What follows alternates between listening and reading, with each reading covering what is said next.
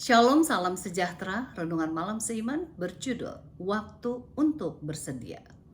Dan ia berseru dengan suara nyaring, takutlah akan Allah dan muliakanlah Dia, karena telah tiba saat penghakimannya, dan sembahlah Dia yang telah menjadikan langit dan bumi dan laut dan semua mata air. Wahyu 14 ayat 7. Kita melihat di ayat inti di atas tadi bahwa telah tiba saat penghakimannya. Ayat ini tidak menyebutkan masa penghakiman akan tiba, tetapi telah tiba. Kalau begitu itu berarti masa penghakiman itu adalah masa yang sedang berjalan sekarang ini. Allah bermaksud agar kabar baik dari hal pelayanan penutupan tugas Kristus dari hal keselamatan disiarkan ke seluruh dunia sebelum kedatangannya yang kedua kali. Inti pekabaran ini adalah Injil kekal yang harus diumumkan dengan sangat jelas karena telah tiba saat penghakimannya, sebagaimana yang tertulis di ayat inti di atas. Panggilan ini memberikan peringatan kepada dunia bahwa saat penghakimannya sudah tiba. Dewasa ini kita hidup pada hari penggenapan lambang yang besar itu, yaitu hari perdamaian. Sebagaimana orang Israel disuruh untuk merendahkan diri dan berpuasa pada hari itu.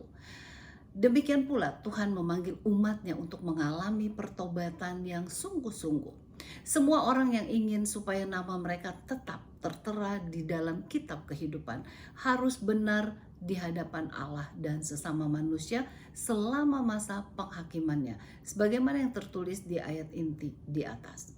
Pekerjaan Kristus selaku imam besar sudah semakin dekat kesudahannya. Maka pintu kasihan bagi manusia segera akan ditutup. Tidak seorang pun mengetahui kapan suara Tuhan akan memberikan pengumuman sudah selesai. Kristus berkata, hati-hatilah dan berjaga-jagalah, sebab kamu tidak tahu bila manakah waktunya tiba. Markus 13 ayat 33. Walaupun kita hidup pada saat yang dahsyat atas kegenapan lambang hari perdamaian itu, namun kita tidak perlu gentar. Yesus Kristus dengan kapasitas ganda yang dimilikinya sebagai korban dan imam melayani di bait suci supaya demi kepentingan kita masing-masing. Ibrani 4 ayat 14-16 mengatakan, karena kita sekarang mempunyai imam besar agung yang telah melintasi semua langit, yaitu Kristus anak Allah, baiklah kita teguh berpegang pada pengakuan iman kita.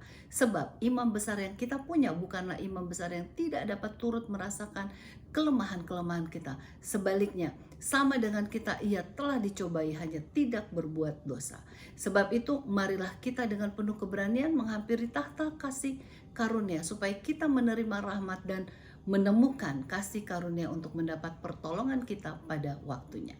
Marilah kita gunakan kesempatan yang ada untuk benar-benar bersedia untuk kedatangan Tuhan yang kedua kali ini dengan penuh penyerahan kepadanya. Kiranya Tuhan memberkati.